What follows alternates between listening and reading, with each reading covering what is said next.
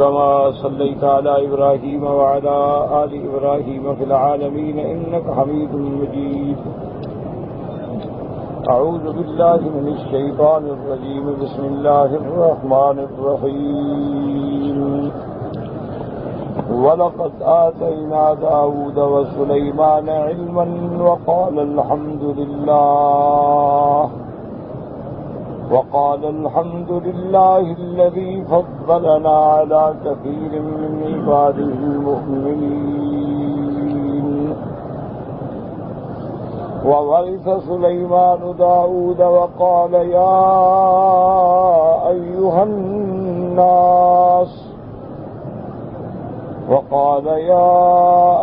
الناس علمنا منطق الطير وأوتينا من كل شيء وإن هذا لهو الفضل المبين.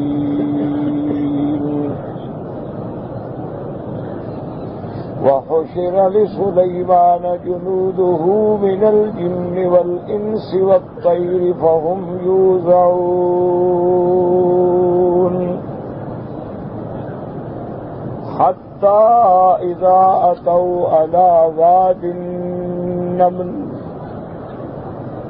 قالت نملة يا أيها النمل ادخلوا مساكنكم لا يحطمنكم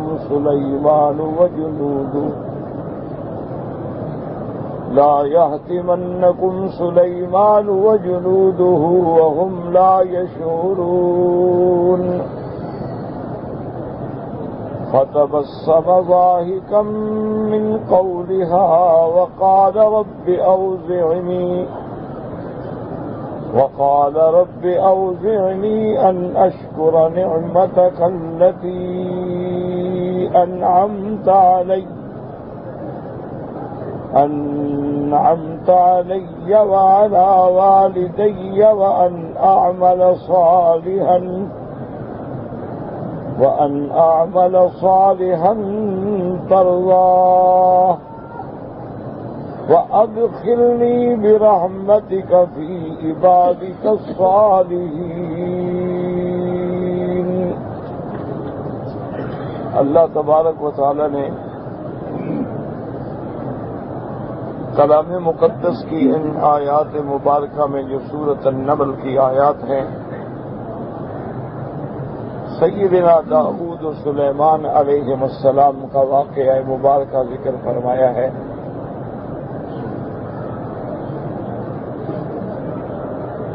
تو سب سے پہلی چیز تو یہ جو ہم نے اب سابقہ درس میں ذکر کیا تھا کہ سب سے بڑی نعمت جو ہے وہ علم ہے. اللہ تبارک و تعالی نے حضرت داؤد و سلیمان علیہ السلام پہ بڑی نعمتیں عطا فرمائیں.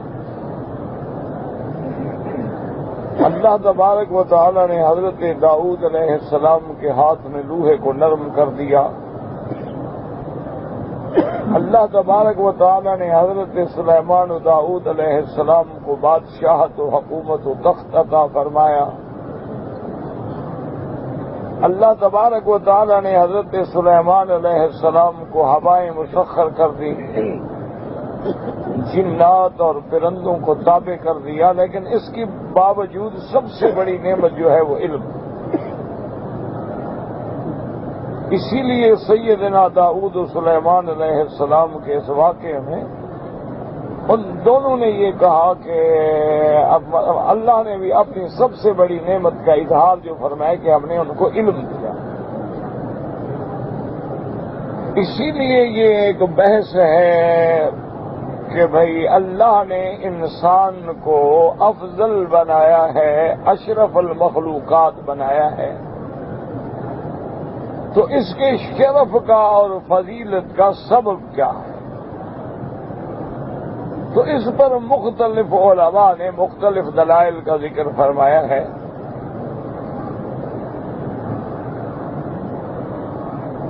جیسے بعض علماء فرماتے ہیں کہ اس کے شرف کی وجہ جو ہے وہ عقل ہے، کہ اللہ تبارک و تعالی نے انسان کو عقل سے نوازا. ویسے تو ہر چیز کو اللہ نے عقل دیا ہے، شعور دیا ہے، لیکن انسان کا عقل جو ہے وہ کامل، اس لیے افضل۔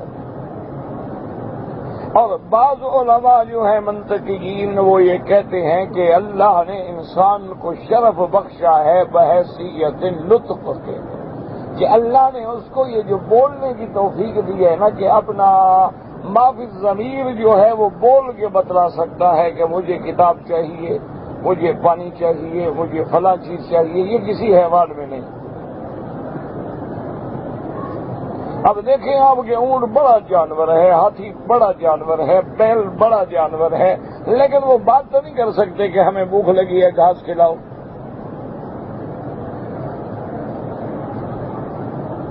تو اس لیے وہ کہتے ہیں کہ انسان کے شرف کی وجہ جو ہے وہ نطق ہے، کہ حیوان تو سب ہیں لیکن کوئی حیوان ناحق ہے، کوئی حیوان ساحل ہے، حیوان ناطق جو ہے وہ صرف انسان ہے۔ لیکن الحمدللہ علماء اسلام، علماء حق متقدمین متاخرین فرماتے ہیں کہ سب سے بڑی فضیلت جو ہے وہ علم، کہ اللہ تبارک و تعالی نے جب سیدنا آدم علیہ السلام کو پیدا فرمایا تو ان کو جو شرف بخشا وہ یہ تھا کہ علم دیا۔ اسی لیے جب ملائکہ کے ساتھ معارضہ ہوا تو اللہ نے حکم فرمایا کہ انبئونی باسماء ہؤلاء، بتلاؤ ان کے نام کیا ہیں ان چیزوں کے۔ تو انہوں نے اعتراف کیا کہ سبحانک لا علم لنا الا ما علمتنا، یا اللہ ہمیں پتہ نہیں، ہمیں تو وہ علم ہے جو آپ نے ہمیں دیا ہے، یہ تو ہمیں ان چیزوں کا نام نہیں آتا۔ اب اللہ تبارک و تعالی نے حضرت آدم علیہ السلام کو حکم دیا کہ آپ بتائیں، تو آدم علیہ السلام نے بتلا دیا۔ تو اس لیے اللہ نے ان کو شرف جو دیا تو وہاں بھی دلیل علم کو بنایا کہ ملائکہ میں عبادت ہے، اطاعت ہے، ملائکہ معصوم ہیں، ملائکہ کی غذا ہی تسبیح و تقدیس ہے، لیکن علم اتنی بڑی چیز ہے کہ آدم مسجود الملائکہ بن گئے۔ اسی لیے علماء متاخرین کہتے ہیں کہ اگر ہم آج بھی انسان کی حیت و قامت میں غور کریں تو جن چیزوں سے علم حاصل کیا جاتا ہے اللہ نے ان کو اونچا رکھا ہے۔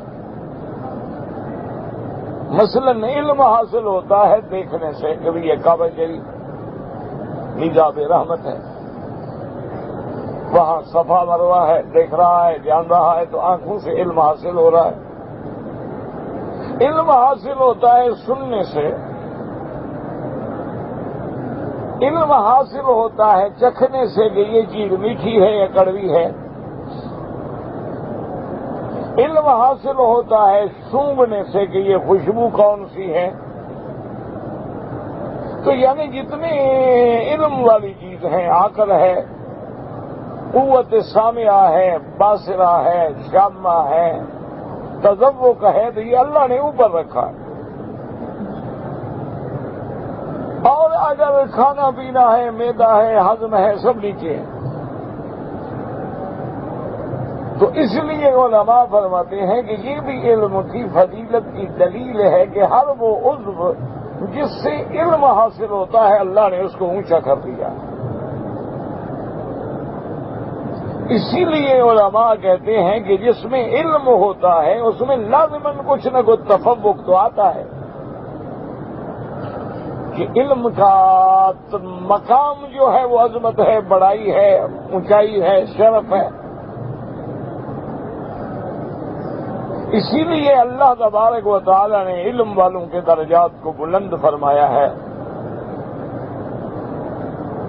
اور اسی طرح وہ حدیث مبارک جس میں میرے آقا رحمت دو عالم سیدنا محمد مصطفیٰ صلی اللہ علیہ وسلم نے فرمایا کہ فضل العالم علی العابد کہ ایک بندہ عابد ہے، زاہد ہے، ساری رات مصلے پہ کھڑا ہے، ایک عالم ہے، تو فرمایا عالم کی فضیلت اس عابد پہ ایسی ہے جیسے میری فضیلت ایک صحابی پہ ہے، یعنی جیسے مقام نبوت جو ہے صحابہ سے افضل ہے، تو عابد جو ہے وہ عالم کا مقابلہ نہیں کر سکتا۔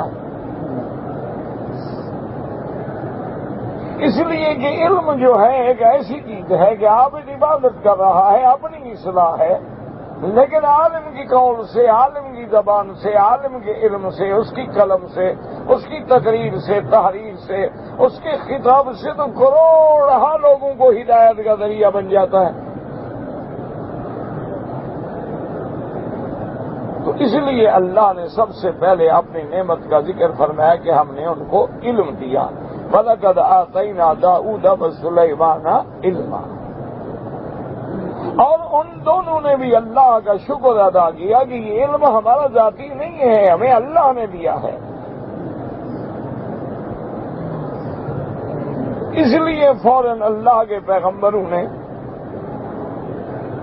اللہ کے پیغمبر سیدنا داؤد و سلیمان نے اللہ کا شکر کیا، وقال الحمدللہ، اللہ تیرا شکر کہ تو نے ہمیں اپنے بندوں میں فضیلت دی۔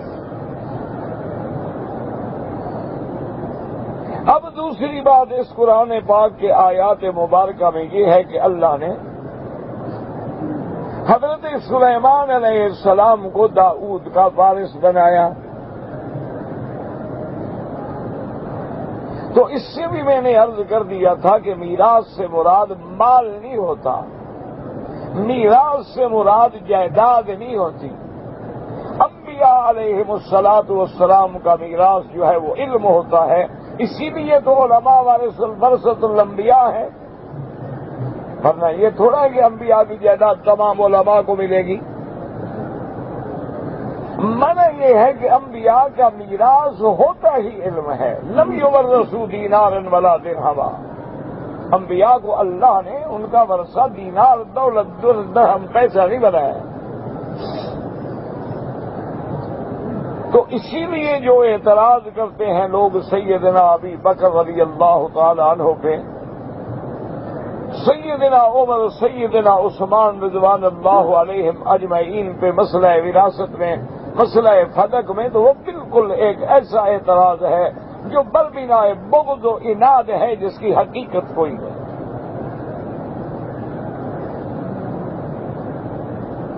باقی ان باتوں سے حجت پکڑنا کہ سیدہ فاطمہ الزہرا رضی اللہ تعالی عنہا نے مطالبہ کیا تھا، بالکل کیا تھا، آپ کو علم نہیں تھا؟ تو ہر اولاد اپنے باپ کے میراث کا مطالبہ کرتی ہے، یہ عین فطری بات ہے، کوئی غلط بات نہیں۔ لیکن جب سیدنا ابو بکر رضی اللہ تعالی عنہ نے حدیث رسول سنا دی کہ آپ کے ابا کا یہ فرمان ہے کہ نحن معاشر الانبیاء لا نورث،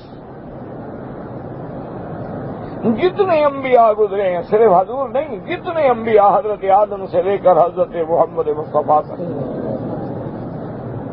صلی اللہ علیہ وسلم تک فرمایا کہ ہمارا ورثہ مال نہیں ہوتا۔ تو سیدہ فاطمہ الزہرا رضی اللہ تعالی عنہا وارضاہ نے جب حدیث سن لی تو بات ختم ہو گئی۔ اسی لیے سیدنا علی رضی اللہ تعالی عنہ نے اسی بات کو اسی طرح قائم رکھا جیسے سیدنا ابی بکر، عمر، عثمان نے قائم رکھا۔ تو اور یہ سب سے بڑی دلیل ہے کہ حضرت داؤد کے تو 19 بیٹے ہیں، لیکن اللہ تبارک و تعالی صرف سلیمان علیہ السلام کا ذکر فرما رہے ہیں کیونکہ علم کا وارث سلیمان ہے، ورنہ تو پھر آپ کے اور بیٹوں کا حصہ جو ہے ان کا بھی ذکر ہونا چاہیے۔ یہ اصل میں ہوتے ہیں لوگ اپنے دماغوں سے، اپنے تخیلات سے، اپنے توہمات سے خود صغرا کبرا بنا کے نتیجہ نکالتے ہیں جس کا حقیقت سے کوئی تعلق نہیں ہوتا۔ وہ ایک تاریخ میں واقعہ مشہور ہے نا، ایک مثال مشہور ہے کہ ایک بہت بڑا آدمی تھا، ملٹی ملینئر تھا، ایک بندے کے دماغ میں خیال آیا، وہ گیا، اس کو جا کے اجازت لی اور ملاقات کا ٹائم لیا، اس نے دے دیا۔ اب ملاقات جب ہوئی، اس نے کہا بتائیں کیسے آئے؟ اس نے کہا کہ دیکھو یہ بات، اس میں کوئی شبہ ہے کہ ہم سب اولاد آدم ہیں؟ اس نے کہا نہیں، بالکل کوئی شبہ نہیں۔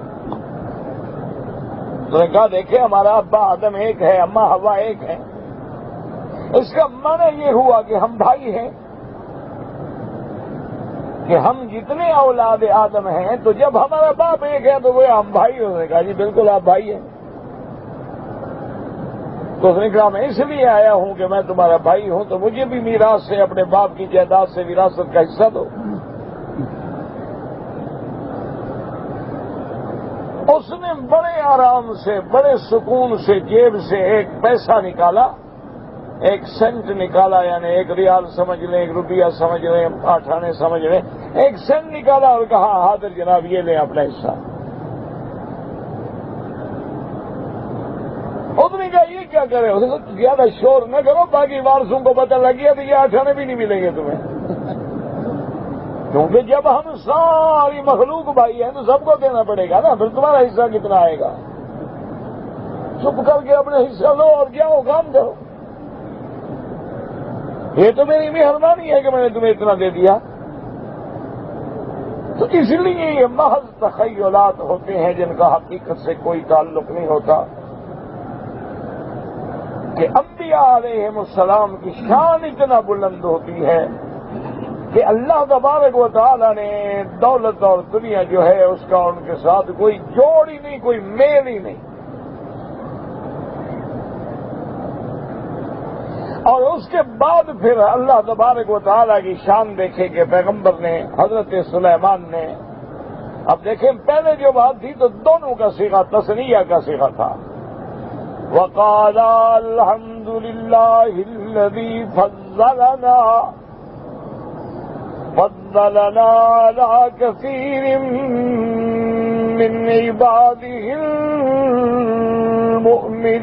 المؤمنین، کہ حضرت داؤد نے اور حضرت سلیمان علیہ السلام نے دونوں نے اس بات کا شکر ادا کیا کہ اللہ کا کروڑ کروڑ شکر ہے کہ اللہ نے ہمیں یہ فضیلت جو ہے وہ عطا فرمائی ہے۔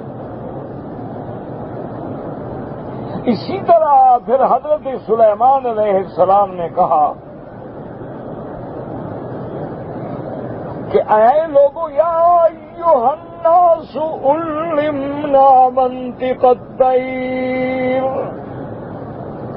کہ اے لوگوں اللہ کے احسانات میں سے، اللہ کے انعامات میں سے یہ ایک اور انعام ہے کہ اللہ نے ہمیں پرندوں کی بولیاں سکھلائی ہیں۔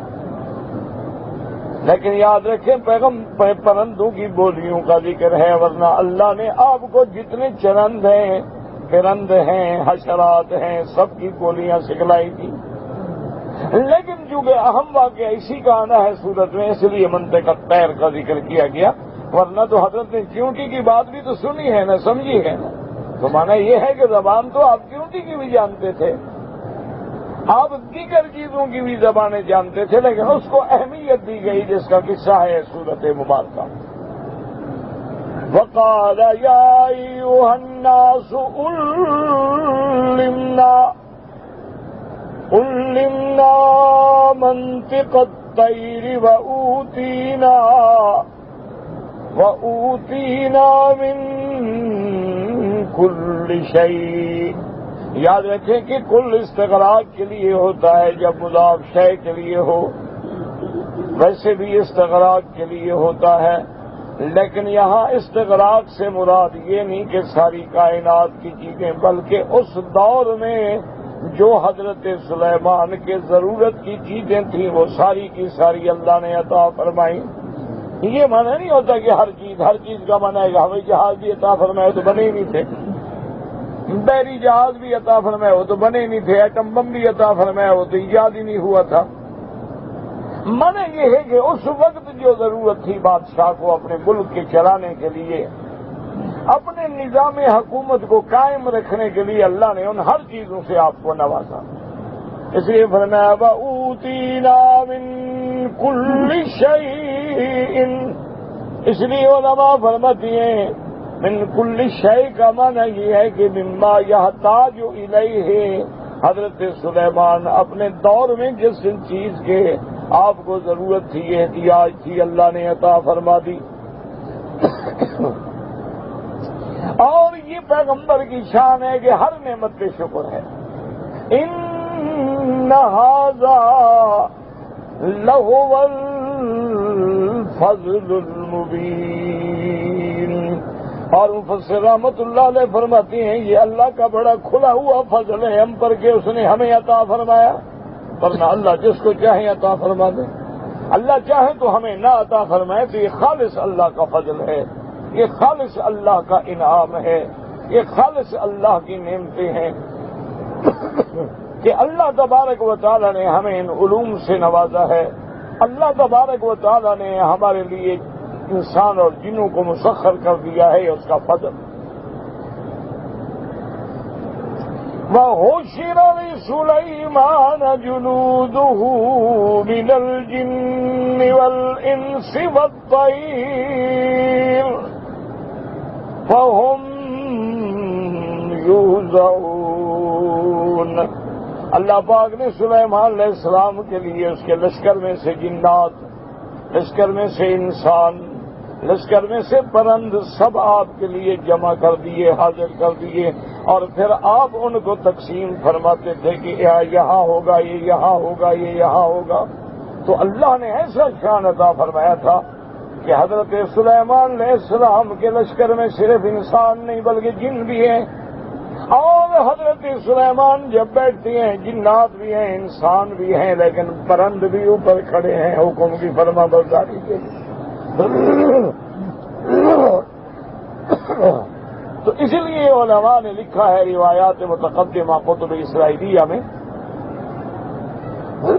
کہ جب حضرت سلیمان علیہ السلام اپنے عرش پہ تخت پہ بیٹھتے تھے تو تقریباً 4000 کرسیاں جو تھیں آپ کے تخت پہ بچھائی جاتی، جس پر آپ کے وزراء، آپ کے مشیر، آپ کے کام کرنے والے اور سارے انس اور جن اور تمام، اور اوپر جو ہے پرندے کھڑے ہوتے، کیونکہ اللہ نے سب کچھ مسخر کر دیا تھا کہ اللہ نے حضرت کے تابع انسانوں کو بھی کر دیا اور جنوں کو بھی کر دیا اور پرندوں کو بھی کر دیا۔ اور یہاں ذکر نہیں فرمایا اللہ نے،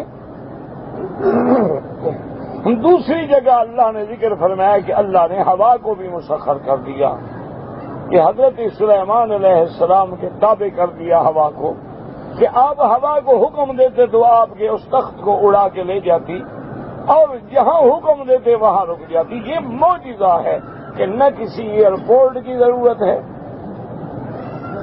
نہ کسی اڑانے والے کیپٹن کی ضرورت ہے، نہ کسی پرزوں کے لیے انجینئرنگ کی ضرورت ہے، ایک تخت ہے اس پہ بیٹھے ہیں، حکم دیا اڑ گیا، حکم دیا اتر گیا، خلاص۔ یہ ہے معجزہ، اس کو کہتے ہیں امر خارق عادت، کہ ایسا کام جو کسی کے ہاتھ پہ نہ ہو سکے، اور اسباب ظاہری بھی کوئی نہیں ہے، نہ کوئی انتظامات ہیں، نہ اس کے لیے کوئی راڈار سسٹم ہے، نہ اس کے لیے کوئی کمپیوٹرائزڈ آلات ہیں، نہ اس کے لیے کسی ریموٹ کنٹرول کی ضرورت ہے، نہ اس کے لیے فضاؤں میں معلوم کرنے کی ضرورت ہے موسم کیسا ہے، بس حکم دیا چل رہا ہے، حکم دیا اتر گیا۔ اور وہ بھی ماشاءاللہ ایسا تیز رفتار تھا کہ غدوہا شہر ورواہا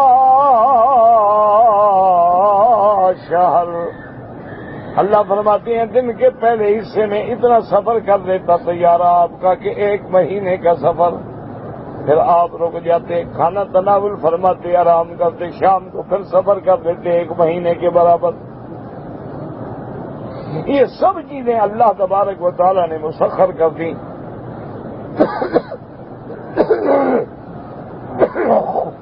اللہ تبارک و تعالی نے آپ کے تابع کر دی۔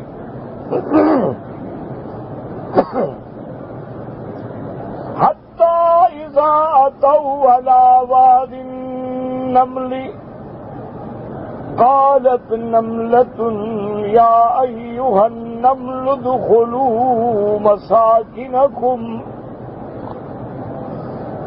لا يهزمنكم سليمان وجنوده وهم لا يشعرون۔ حضرت سلیمان علیہ السلام اپنے لاؤ لشکر کے ساتھ اس جگہ سے گزرے، اس مقام کے قریب آئے جس وادی میں بہت ساری چیونٹیاں تھیں۔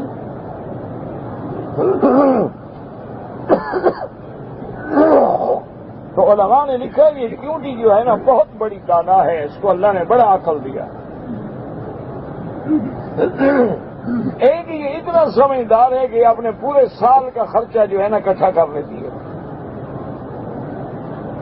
اور دوسرا اتنا سمجھدار ہے کہ اگر ایک اس کو گندم کا دانہ مل جائے تو اس کو فوراً توڑ دیتی ہے، اس کو دو حصوں میں تقسیم کر دیتی ہے، چونکہ اگر سالم رہے گا تو ہو سکتا ہے کہ پھر اس میں دانے کے اندر شاخیں پیدا ہونا شروع ہو جائے تو اس میں نمو ہو جائے گی، ٹوٹ گیا تو اب پیدائش کے قابل نہیں رہتا۔ تو اللہ تبارک و تعالیٰ نے اس کو بھی بڑی عقل سے نوازا ہے کہ دیکھنے میں بڑی چھوٹی چیز ہے، لیکن اللہ نے اس کو اتنا شعور دیا ہے، اتنا سمجھ دی ہے کہ دیکھیں اپنی قوم کو بچانے کے لیے خطاب کر رہی ہے۔ اور ہمارے لیے درس عبرت ہے کہ چیونٹی جو ہے وہ اپنے چیونٹیوں کا خیال کر رہی ہے اور انسان بندوں کو قتل کر رہے ہیں۔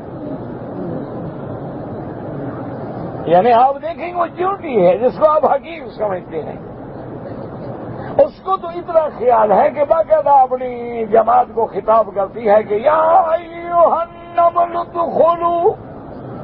ادخلوا مساکنکم، اپنے اپنے دلوں میں گھس جاؤ، اپنے اپنے ٹھکانوں پہ چھپ جاؤ۔ لا یحطمنکم سلیمان،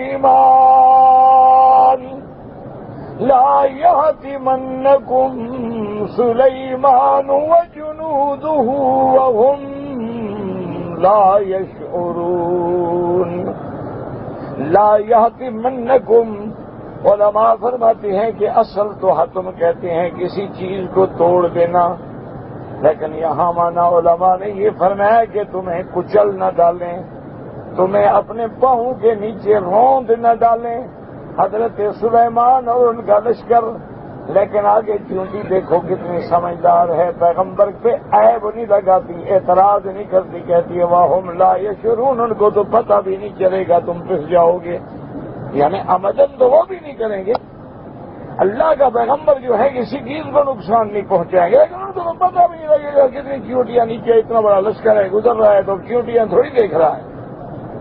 اسی لیے چیونٹی نے جہاں اپنی قوم کی حفاظت کا خیال کیا، وہاں اللہ کے پیغمبر کے شان میں بھی کوئی بات ایسی نہیں کہ جو پیغمبر کے شان میں کمی ہو، اس لیے صاف کہہ دیا کہ لا یحطمنکم سلیمان وجنودہ وهم لا یشعرون، اور ساتھ پوری دنیا کو عقیدہ بھی سمجھا دیا کہ جو جاہل یہ عقیدہ رکھتے ہیں کہ انبیاء عالم الغیب ہوتے ہیں، ان کو ذرے ذرے کا علم ہوتا ہے، چیونٹی کہتی ہے سلیمان کو تو پتہ بھی نہیں ہوگا اور ہم پاؤں کے نیچے مر جائیں گے۔ تو مانا یہ ہوا کہ علم غیب اللہ کی شان ہے، وہ کسی پیغمبر کو نہیں ہوتا۔ اللہ تبارک و تعالیٰ عطا فرما دے تو ان کی مرضی ہے، اور نہ عطا فرمائے تو ان کی مرضی ہے۔ اچھا اسی میں یہ یاد رکھیں، لیکن لفظ ہے لا یحطمنکم، اور حتم کا معنی توڑنا۔ اب اندازہ کریں، اب نئی تحقیق میں یہ بات واضح ہو گئی ہے کہ اللہ کے قرآن کے ہر لفظ میں حکمت ہے۔ انہوں نے کہا یہ چیونٹی جو ہے اس کا مادہ جو ہے اللہ نے شیشے سے بنایا ہے۔ اب تحقیق ہو گئی ہے کہ چیونٹی کا اصل مادہ جو ہے وہ شیشے سے ہے، اس لیے شیشہ جیسے ٹوٹ جاتا ہے یہ بھی ٹوٹ جاتی ہے۔ تو اس لیے قرآن نے لا یحطمنکم کا لفظ فرما کے اشارہ کیا تھا اس کی اصل جنس کی طرف کہ لا یحطمنکم سلیمان وجنودہ وهم لا یشعرون۔ وتبسم ضاحكا من قولها. اب حضرت سلیمان نے اسی بات کو سن کے مسکرا دیے.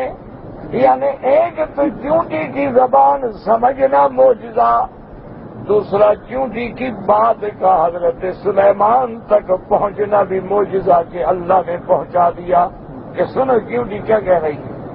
آپ نے جب سنا سمجھا تو مسکرا دیے.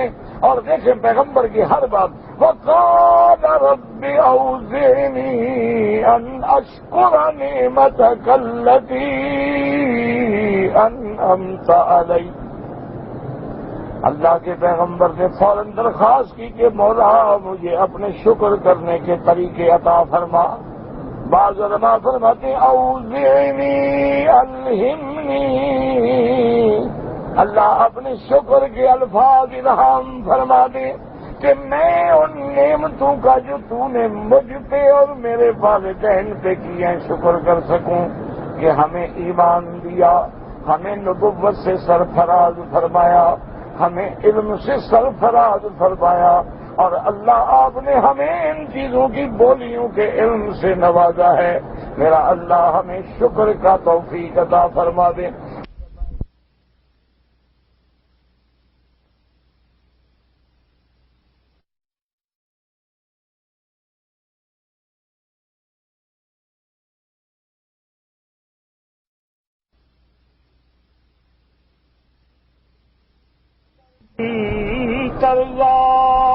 اور مجھے توفیق دے اس عمل کی کہ عمل صالح بھی ہو اور تجھے قبول اور پسند بھی ہو. ہم عمل کرتے ہیں، ہم سمجھیں صالح ہے لیکن اللہ کو قبول ہی نہ ہو تو کیا فائدہ ہوا. وَأَنْ أَعْمَلَ صَالِحًا تَرْضَاهُ وَأَدْخِلْنِي برحمتك في عبادك الصالحين. اور اللہ جب ہمیں موت آ جائے تو پھر موت کے بعد ہمیں مہربانی کر کے اپنے خاص عباد صالحین میں اپنی رحمت سے داخل کر دینا. اسی لیے قرآن کہتا ہے کہ قیامت میں جب اللہ حکم دیتی ہے کہ یا ایتھا النفس المطمئنہ ارجعی الی ربک راضیۃ مرضیہ فادخلی فی عبادی وادخلی جنتی. تو سب سے بڑی نعمت یہ ہے کہ دنیا آخرت میں اللہ اپنے عباد صالحین کا تعلق نصیب فرما دے، اللہ ان کی معیت نصیب فرما دے، اللہ ان کی صحبت نصیب فرما دے. اللہ قیامت میں بھی اپنے عباد صالحین کی معیت نصیب فرما دے. اسی لیے ہر نماز میں ہم دعا مانگ رہے ہیں کہ صراط الذین انعمت علیہم. میرا اللہ ہمیں اس رستے پہ چلا جس رستے پہ تیرے وہ بندے چل چکے ہیں جن پہ تیرا انعام ہے. اور وہ بندے کون ہیں؟ النبیین، نبی کے بعد صدیقین، صالحین، وحسن اولئک رفیقا. اس لیے علماء نے فرمایا کہ ثابت ہوا کہ نبیوں کے بعد جو درجہ صدیقین کا ہے، شہداء، صالحین، سب صحابہ میں ہیں. تو صحابہ اور انبیاء کا ایک ہی رستہ ہے اور اسی کے لیے بندے دعا مانگتے ہیں، اسی کے لیے حضرت سلیمان مانگ رہے ہیں. وَأَنْ أَعْمَلَ صَالِحًا تَرْضَاهُ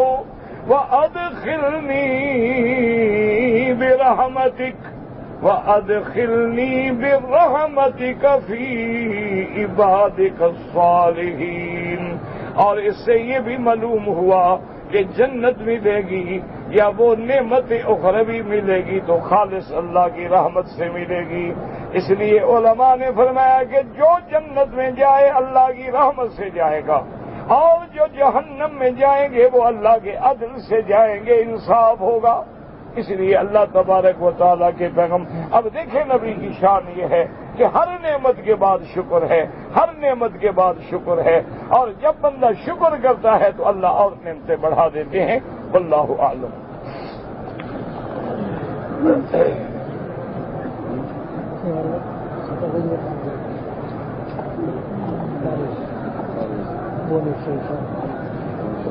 کہتے جی کہ طواف کرنے کے بعد 2 رکعت واجب الطواف جو ہیں، میرا بھائی اگر آپ حنفی مسلک پہ ہیں، امام ابو حنیفہ رحمۃ اللہ علیہ فرماتے ہیں کہ عصر کے بعد نہ پڑھو، وہ 2 رکعت جو ہے مغرب کے بعد پڑھو، سورج غروب ہو جانے کے بعد پڑھیں۔ باقی ائمہ کے نزدیک حرم میں گنجائش ہے، ان کے نزدیک بھی گنجائش ہے، افضل سب کے نزدیک یہی ہے کہ مغرب کے بعد پڑھے جائیں۔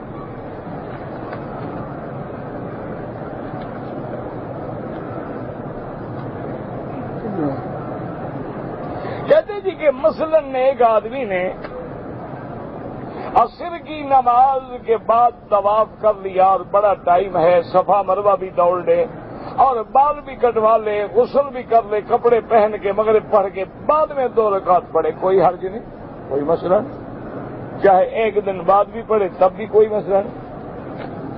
آپ نے 2 رکعت پڑھنی ہے، وہ مغرب کے بعد پڑھ لیں، عشاء کے بعد پڑھ لیں، دوسرے دن پڑھ لیں، کوئی مسئلہ نہیں۔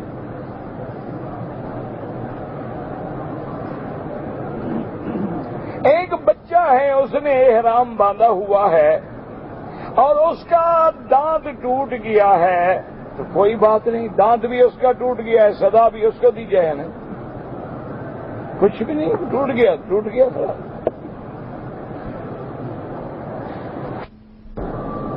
کہتے تھے کہ اگر کسی آدمی پہ دم پڑ گئی ہے تو کیا اس بکری کے پیسے غریبوں کو دے سکتے ہیں؟ بالکل نہیں دے سکتے۔ دم کا معنی ہی یہ ہوتا ہے کہ ایک بکری یا ایک دمبا یا بکرا جو بھی اللہ توفیق دے وہ لے کے ذبح کر کے غریبوں کو کھلایا جائے، اور وہ بھی حد حرم میں، فقراء حرم پر۔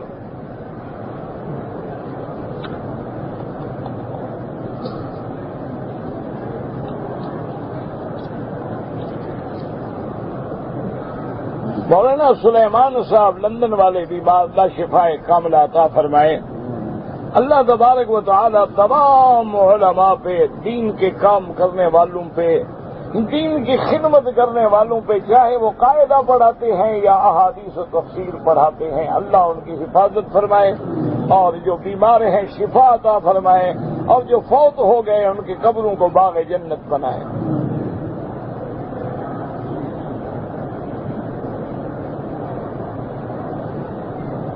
بہرحال زکوٰۃ کا جہاں تک مسئلہ ہے، آپ اپنے باپ کو، دادا کو اوپر چلے جائیں نہیں دے سکتے، اسی طرح آپ جو ہے بیٹے بیٹی کو نہیں دے سکتے، باقی سب رشتہ داروں کو دے سکتے ہیں۔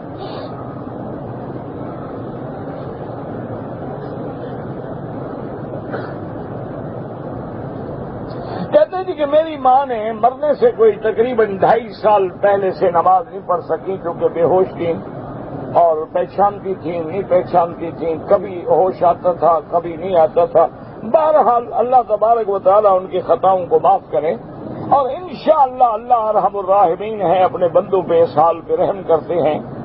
لیکن علماء احناف کے نزدیک یہ ہے کہ اگر وہ رسا کو اللہ نے توفیق دی ہے تو ان کی ایک نماز کے بدلے میں صدقہ فطر کے برابر یعنی 2.25 سیر گندم کے برابر خیرات کرنے ہیں، یعنی گن لینا ایک دن کے 5 نمازیں 1 وتر ہو گئے، تقریباً 11 سیر گندم ہو گئی، تو حساب کر کے اگر اللہ نے وارثوں کو توفیق دی ہے، نہیں دی ہے اللہ پہ چھوڑ دیں، اللہ معاف کریں۔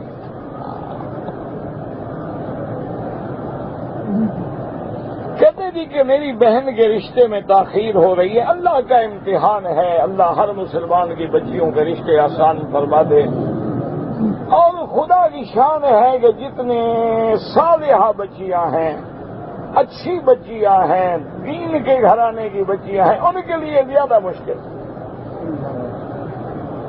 یہ اللہ کی طرف سے امتحان ہے، اللہ مشکل آسان کرے۔ اور یہ علماء نے لکھا ہے کہ اسماء اللہ الحسنى جو ہیں، اللہ نے حکم دیا ہے کہ جب کوئی پریشانی ہو، للہ الاسماء الحسنى فادعوہ بہا، اللہ کے اسماء حسنى سے پکاریں، اللہ سے مانگیں، اللہ تبارک و تعالی مشکل حل فرمائیں گے انشاءاللہ۔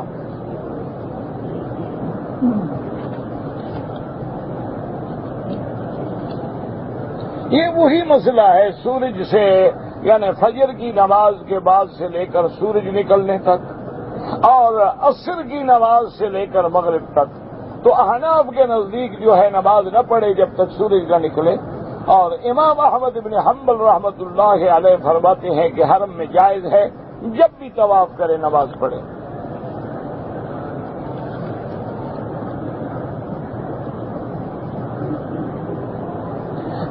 نماز کی حالت میں جب آدمی سجدے میں ہو اور یا رکوع میں ہو، رکوع میں تو نہیں، سجدے کے اندر نماز دعا مانگی جا سکتی ہے، اللہم یا مقلب القلوب، یا اسی طرح اللہم انی اسألک العفو والعافیہ۔ اور دو سجدوں کے درمیان میں جب بیٹھتے ہیں رب اغفر لی وارحمنی واہدنی واعف عنی وعافنی۔ لیکن اس میں بھی مسئلہ سمجھے کہ امام ابو حنیفہ رحمۃ اللہ علیہ فرماتے ہیں کہ اگر فرض نماز ہے تو سجدے میں دعا کے بجائے تسبیح زیادہ کہیں، سبحان ربی الاعلی سبحان ربی الاعلی 3 دفعہ کے بجائے 5 دفعہ 7 دفعہ 11 دفعہ کہہ دیں، اور اگر نفل نماز ہے تو پھر سجدے میں دعا مانگیں۔ فرماتے ہیں کہ فرض نماز میں جب آدمی تسبیح میں مشغول ہوتا ہے اللہ مانگنے والوں سے بھی زیادہ اس کو بہتر عطا فرماتے ہیں۔ کہ عورت جو ہے وہ نقاب لگا کے نماز پڑھے کوئی حرج نہیں، کوئی ایسا مسئلہ نہیں، لیکن نماز کی حالت میں اگر چہرہ کھلا ہے تو نماز ہو جاتی ہے۔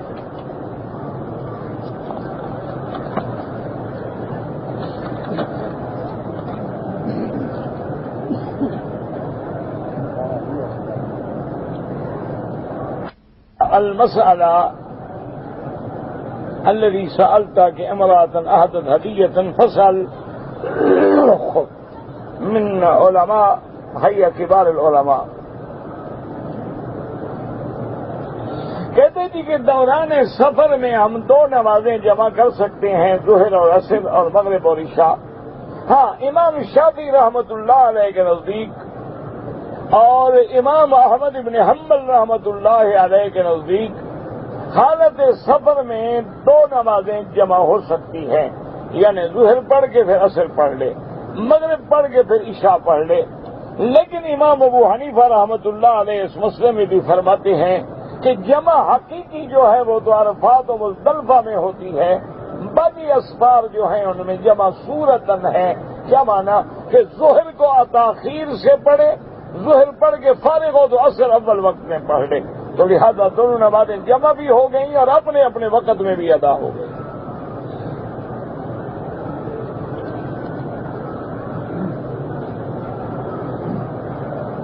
کہتے جی کہ میرے دادا کی قبر کے قریب ایک درخت ہے جس کی وجہ سے قبر ٹوٹتی ہے، درخت کاٹ سکتے ہیں؟ وہ ضروری کوئی منع نہیں۔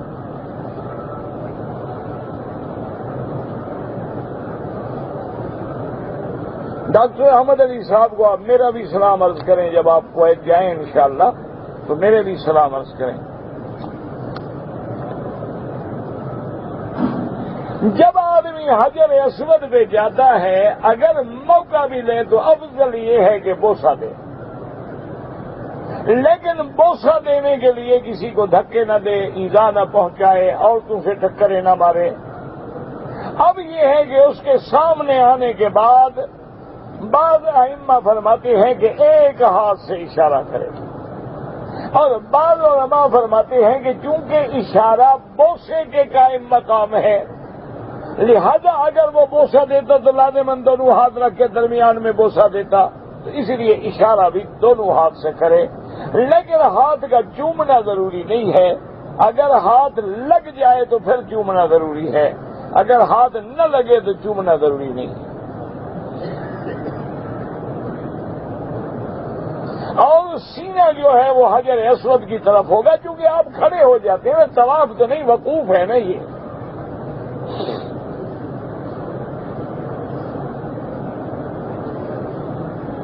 کہتے جی کہ جب بندہ اکیلے نماز پڑھے گا تو اکیلے نماز پڑھنے کے بعد جو ہے جب آپ پہلے سبحانک اللہم و بحمدک و تبارک اسمک و تعالی جدک و لا الہ غیرک اعوذ باللہ من الشیطان الرجیم بسم اللہ الرحمن الرحیم پڑھے گا،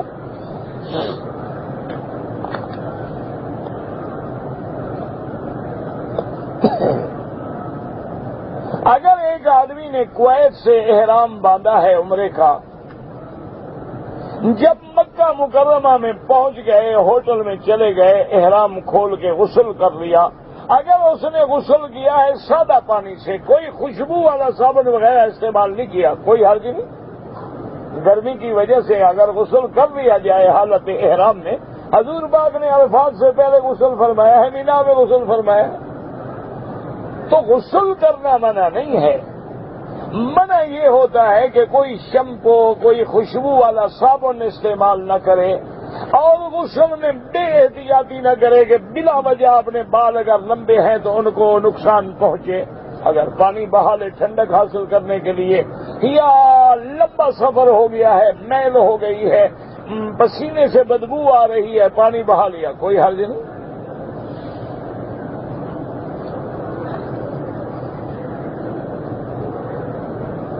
کہتے جی کہ ہم نے پاکستان سے عمرہ کر لیا ہے، اگر ہم مکے میں رہتے ہوئے عمرہ کرنا چاہیں تو احرام اپنے ہوٹل سے باندھ کے عمرہ کر سکتے ہیں؟ نہیں کر سکتے، لازماً آپ کو حد حرم سے باہر جانا ہوگا۔ اب یہ آپ کے لیے آسانی ہے، چاہے مسجد عائشہ جائیں، جیرانہ جائیں، عرفات جائیں، حد حرم سے باہر نکلنا ضروری ہے۔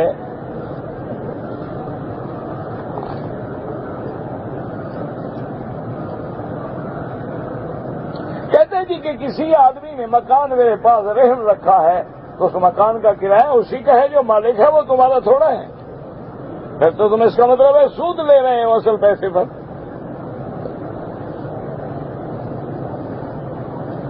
اگر وہ آدمی پیسے واپس نہ کرے وعدے پر تو ہاں، مکان بیچ کے اپنے پیسے لے لو، باقی واپس کرو۔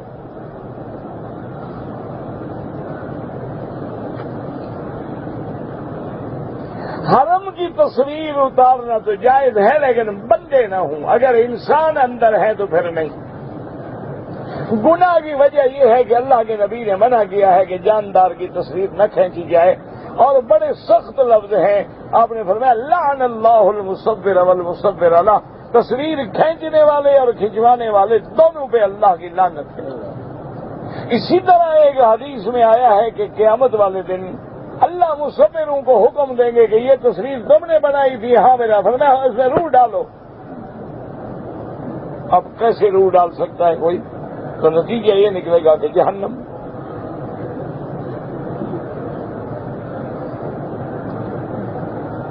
کہتے جی کہ ہم مدینہ منورہ سے آ رہے ہیں، اگر ہم بیر علی پر، ابیار علی پر یا میقات پہ نہ آ سکیں، مدینہ منورہ میں غسل کر کے ہوٹل سے احرام باندھ لیں اور وہیں سے نیت کر لیں، کوئی حرج نہیں، کوئی مسئلہ نہیں، بالکل جائز ہے۔ اچھا، اسی سے احرام باندھ کے بیٹھے رہیں، جب گاڑی اس کے برابر آئے لبیک اللہ لبیک پڑھ لیں، تب بھی جائز۔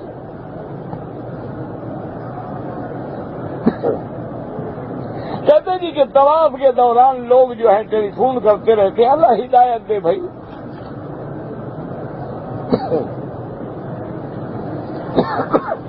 کہتے جی کہ ہمارے ہاں کمیشن ایجنٹ ہوتے ہیں، جو چیزیں فروخت کرتے ہیں یا خرید کر کے دیتے ہیں، کمیشن لیتے ہیں، اگر وہ مالکان کو بتلا دیں کہ بھی ہم اتنا کمیشن لیں گے، جائز ہے، کوئی بات نہیں۔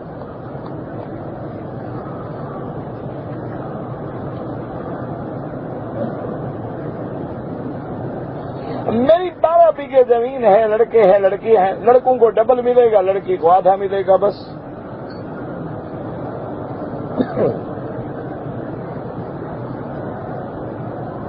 اگر کوئی عورت بغیر محرم کے مسجد عائشہ سے جا کے احرام باندھ لے، عمرہ تو ہو جائے گا، لیکن افضل یہ ہے کہ نہ جائے۔ یہ کوئی ایسی عبادت تو نہیں ہے نا کہ جس کے لیے وہ لازم نکلے، طواف زیادہ کرے۔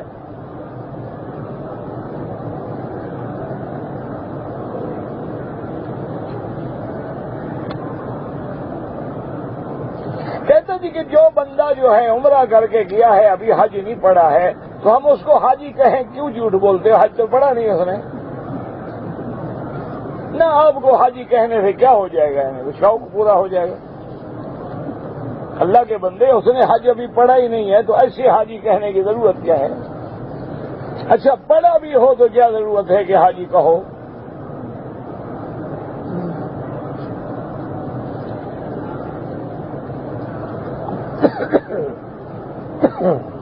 اللہ تبارک و تعالی نیک اور صالح اولاد عطا فرمائے، بالکل اللہ عطا فرمائے، اور اللہ جتنے اللہ والے ہیں سب کو اولاد صالح عطا فرما، اور جن کی اولادیں ہیں ان کو صالح بنا، قرۃ عین بنا، اور ہر قسم کے شرور و فتن سے محفوظ فرما۔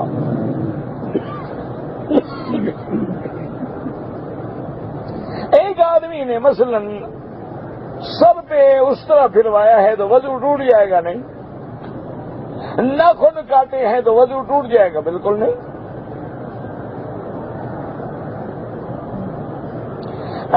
کہتے ہیں جی کہ آپ نے لکھا تھا، آپ نے کہا تھا کہ صفا مروہ کے بعد 2 نفل نہیں ہوتے۔ ایک بزرگ نے لکھا ہے مستحب، تو مستحب ہے نا، کوئی نہ واجب ہے، نہ نفل ہے، نہ سنت ہے، تو یہ اعتراض کیا ہوا پھر آپ کا؟ عمرہ کرنے کے بعد سارے سر پہ اس طرح پھروائیں۔ اگر بال بڑے ہیں تو 1/4 حصہ سارے سر کے بالوں کا کٹ جائے، ٹک لگواؤ تو دم پڑ جائے گی۔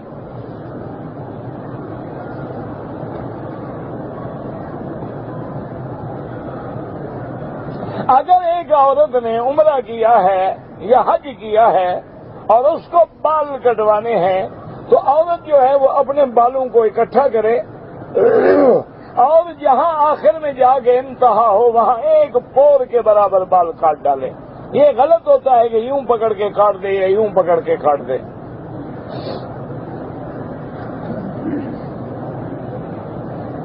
اگر کوئی آدمی بغیر عذر کے بیٹھ کے نماز پڑھے تو لازمی بات ہے کہ نصف اجر القائم، آدھا ثواب اس کو ملتا ہے، اجر القائم۔ کہتے جی کہ ہمارے لوگ جو ہیں وہ اکثر نفل بیٹھ کے پڑھتے ہیں، اللہ ہدایت دے، جب توفیق ہے کھڑے ہو کے پڑھنے کی کیوں بیٹھ کے پڑھو؟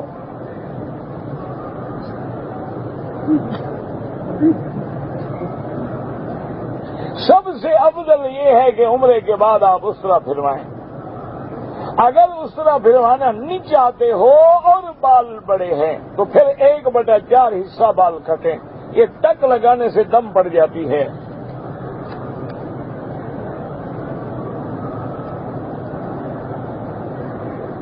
کہتے جی کہ شیئر کا کام جو ہے جائز ہے ناجائز ہے؟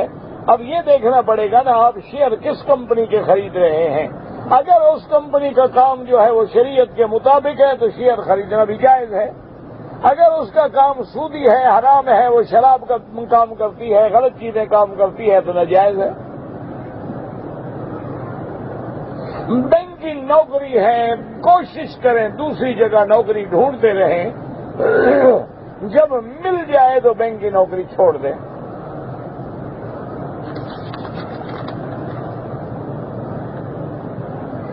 اگر ایک آدمی پہ دم پڑ گیا ہے تو کیا وہ اپنے دم کا گوشت کھا سکتا ہے؟ نہیں کھا سکتا، جرمانہ بھی خود کھا بھی خود جائے گا۔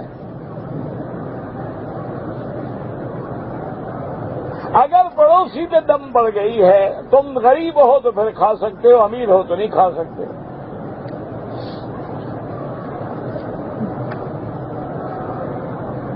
کہتے جی کہ اگر ہم ہوائی جہاز میں ہیں اور نماز کا وقت ہو جائے تو ہوائی جہاز میں نماز پڑھنا جائز ہے، کوئی منع نہیں۔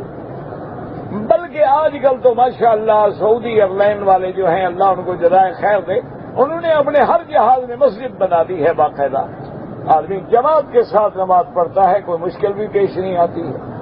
ہاں اگر کوئی موقع نہیں ہے، نہیں پڑھ سکے تو پھر مجبور ہے اتر کے پڑھو، ورنہ ہوائی جہاز میں نماز پڑھنا جائز ہے اور مشکل بھی نہیں۔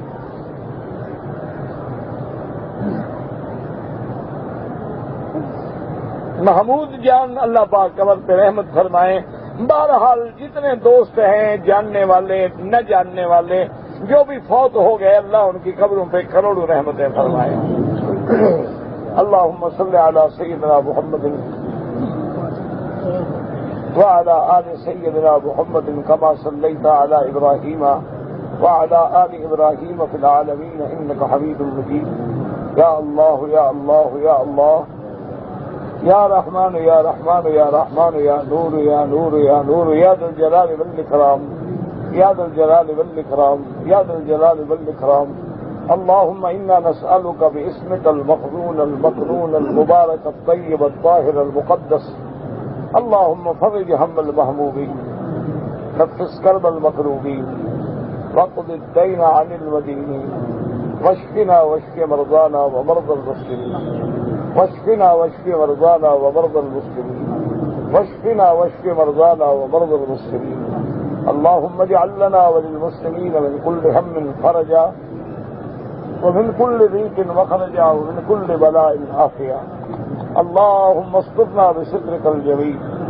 اللهم استرنا بسترك الجميل اللهم استرنا بسترك الجميل اللهم يسر امورنا وامور اولادنا اللهم يسر امورنا اللهم فرج همومنا اللهم اقض حاجاتنا يا قاضي الحاجات يا سميع الدعاء يا مستجيب الدعوات اللهم اصرف عنا وعن اهلنا اولادنا كيد القائدين وحقد الحاقدين وحسد الحاسدين وظلم الظالمين يا قوي يا عزيز يا قوي يا عزيز اللهم احسن عاقبتنا في الامور كلها واجرنا من خزي الدنيا وعذاب الاخرة یا اللہ بیماروں کو شفا عطا فرما یا اللہ بیماروں کو شفا عطا فرما یا اللہ بیماروں کو شفا عطا فرما یا اللہ بے دینوں کو دین عطا فرما بے اولادوں کو اولاد عطا فرما قرض داروں کے قرض عطا فرما جن کا رزق تنگ ہے ان کے رزق میں برکتیں عطا فرما یا اللہ ہماری ظاہری باطنی روحانی جسمانی پریشانیاں بیماریاں اپنی رحمت سے دور فرما یا الہ العالمین عالم اسلام کی عزت کا فیصلہ فرما یا اللہ بلاد اسلامیہ کی حفاظت فرما یا اللہ بلد الامین کو قیامت تک ہر فتنے سے محفوظ فرما یا اللہ ہمیں مانگنا نہیں آتا بغیر مانگے عطا فرما یا اللہ پورے عالم میں ہدایت کی فضا پیدا فرما یا اللہ پورے عالم میں ہدایت کی ہوائیں چلا دے یا اللہ حضور پاک کی ہر امتی کو دین کا دائی اور دین کا سپاہی بنا دے یا اللہ تمام مساجد مدارس دین والوں کی حفاظت فرما ربنا تقبل منا انك انت السميع العليم وتب علينا انك انت التواب الرحيم صلى الله تعالى على خير خلقه سيدنا محمد وعلى آله وصحبه أجمعين اللهم صل على سيدنا محمد وعلى آل سيدنا محمد كما صليت على إبراهيم وعلى آل إبراهيم في العالمين إنك حميد مجيد.